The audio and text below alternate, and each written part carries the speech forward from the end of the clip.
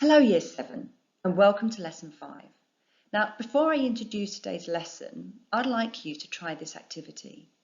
Here you are looking at the price structure of a banana. How much does every stakeholder from the banana producer to the supermarket get from the money we pay at the till? There are two bananas, so two price structures. One is a non-fair trade banana. The second is a fair trade banana. Now we will define what fair trade is, but I would like you first to answer these questions. Press pause after I have shown these questions to answer them. Question 1. How much more does a farmer take from the sale of the price of the fair trade banana compared to the non-fair trade farmer? And how could this improve the quality of life of people in developing countries? Press pause now to answer these questions. So a banana costs about 18p.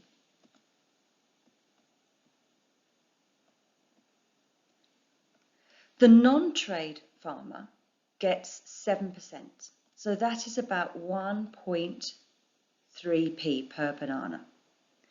The fair trade producer gets 14%, and that is about 2.6 pence per banana. So straight away, we can see that fair trade farmers earn more money, and we have already learned in our last lessons that the more money people can earn in developing countries, the more developed a country becomes.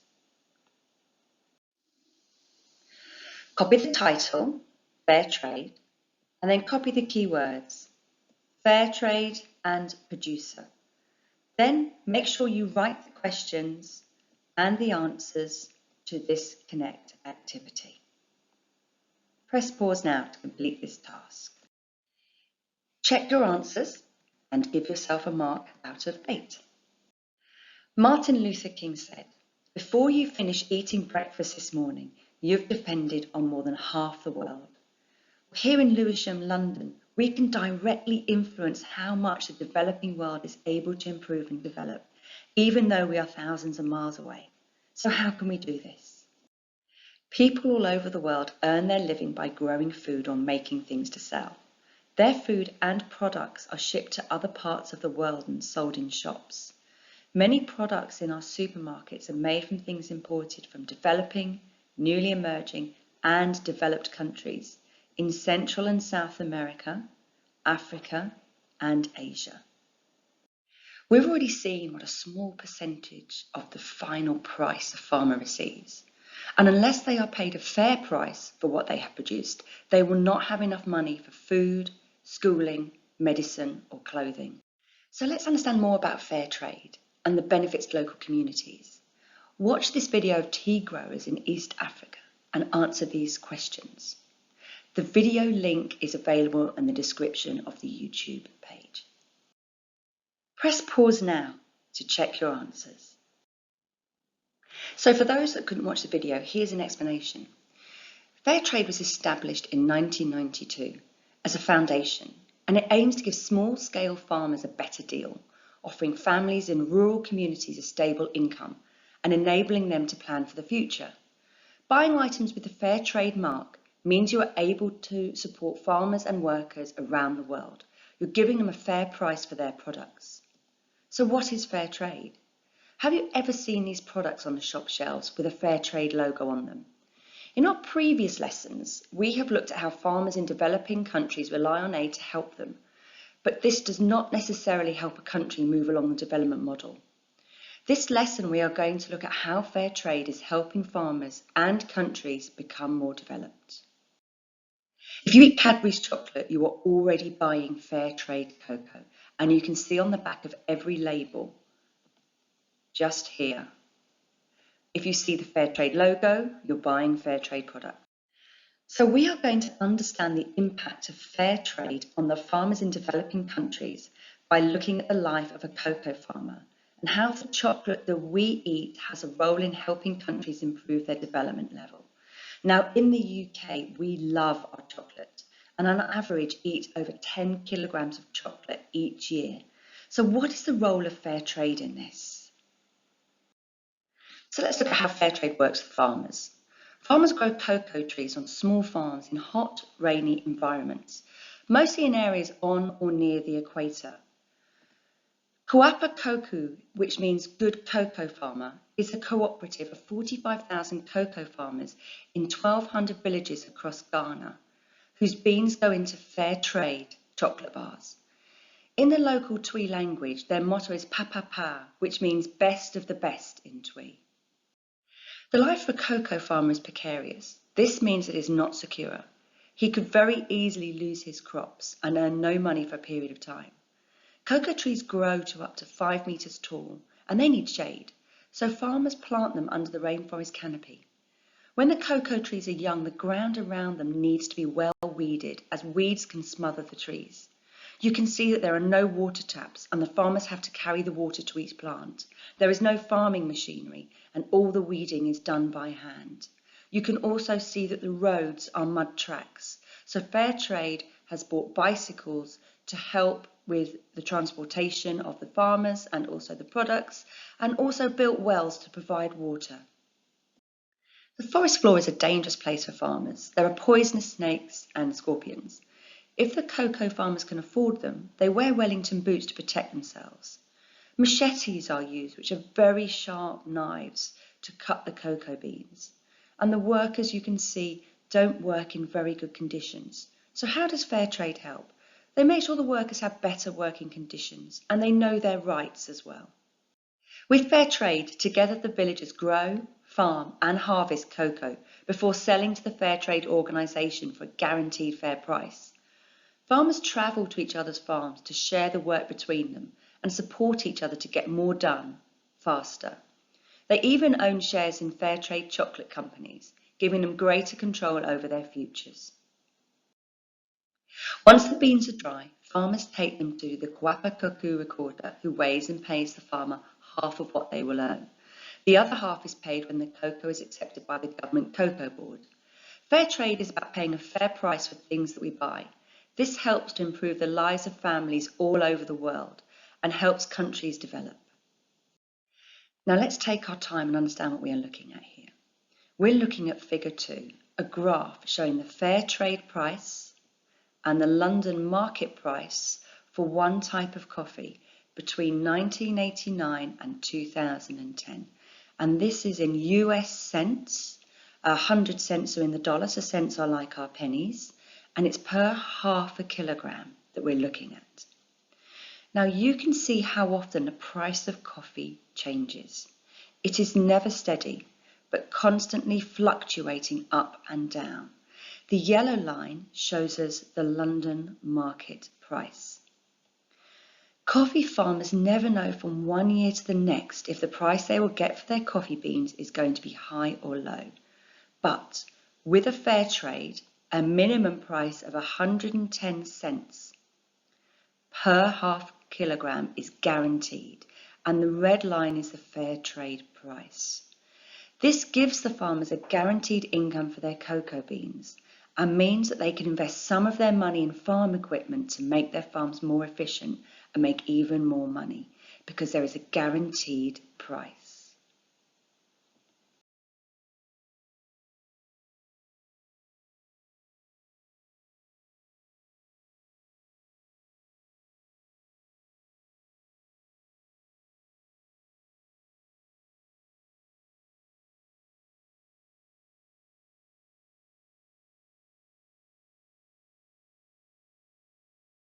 So why do we need fair trade? Well, 3/4 of people living in rural areas in developing countries live off less than $1 per day. That's about 83p at the time of this recording. Fair trade guarantees them a higher income than this.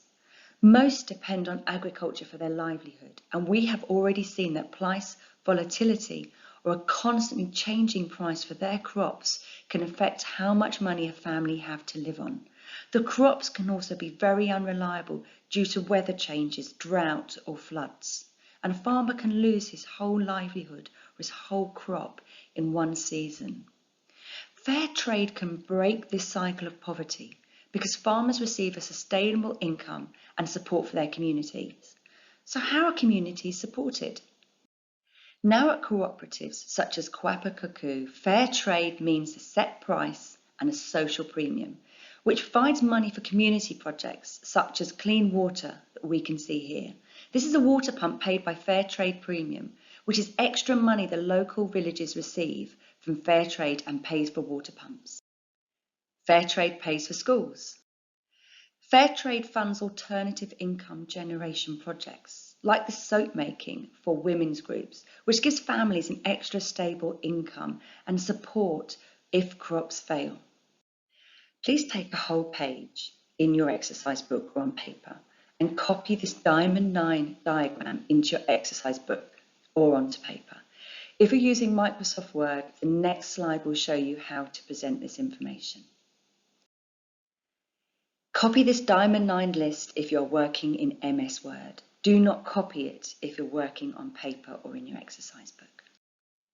So now you're going to look at the fair trade guarantees. What do these farmers get from being part of a fair trade cooperative? Let's look at the statements that tell us what the guarantees are. Guaranteed that workers are treated fairly. Guaranteed farmers are paid a fair price that allows them to look after their families. Farmers receive an extra payment for community projects. Workers have safe and healthy working conditions. Workers are able to join a union to protect their rights. Child labour will not be permitted. The environment is respected and protected. Farmers use sustainable farming methods and product quality will be improved. These are all the guarantees from fair trade. Now what I would like you to do is I'd like you to place the 9 statements into the Diamond 9.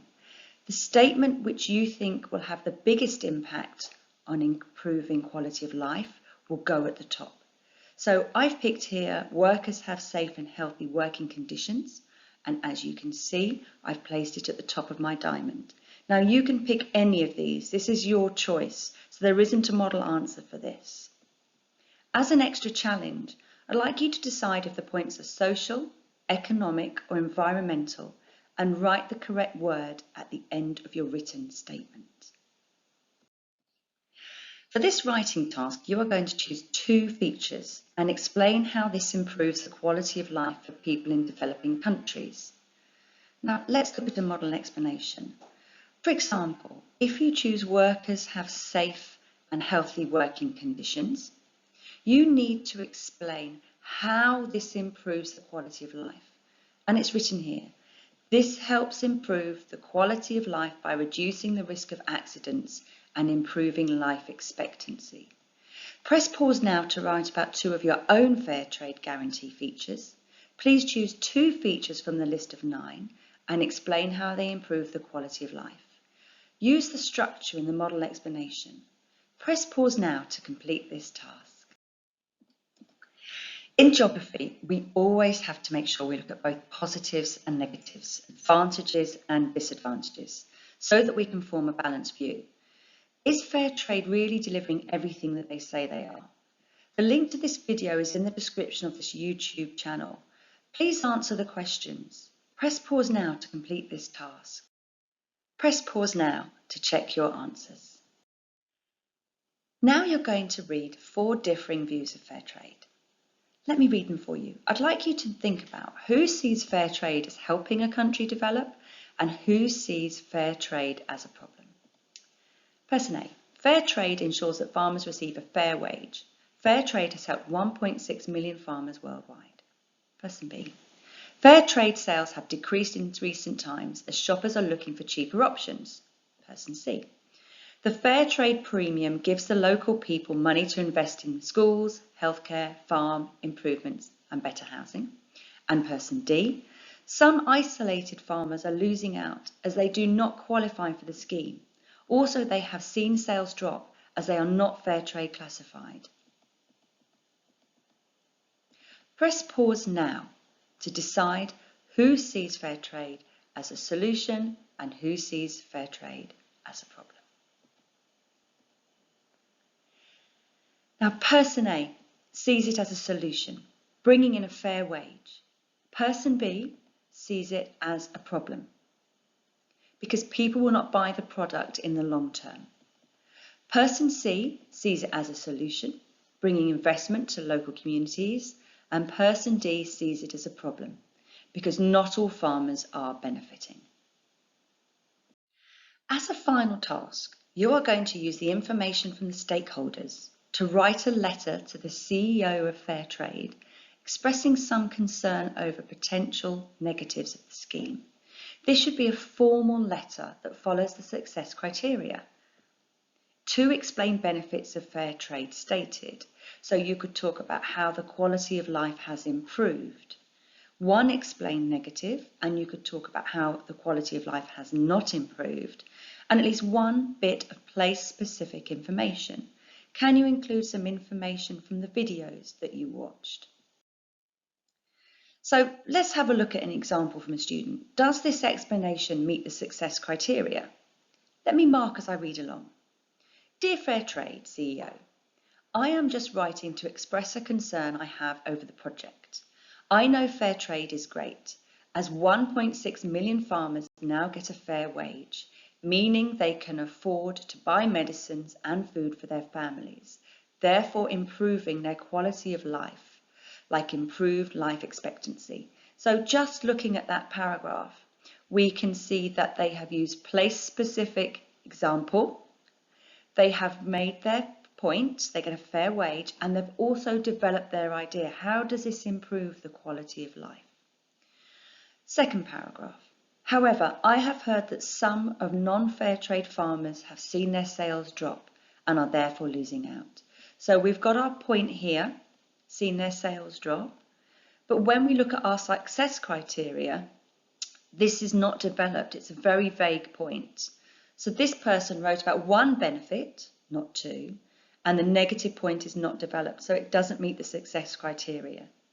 Now, please write your own letter to the CEO of Fairtrade. Your teachers look forward to reading them, and we will mark these ourselves.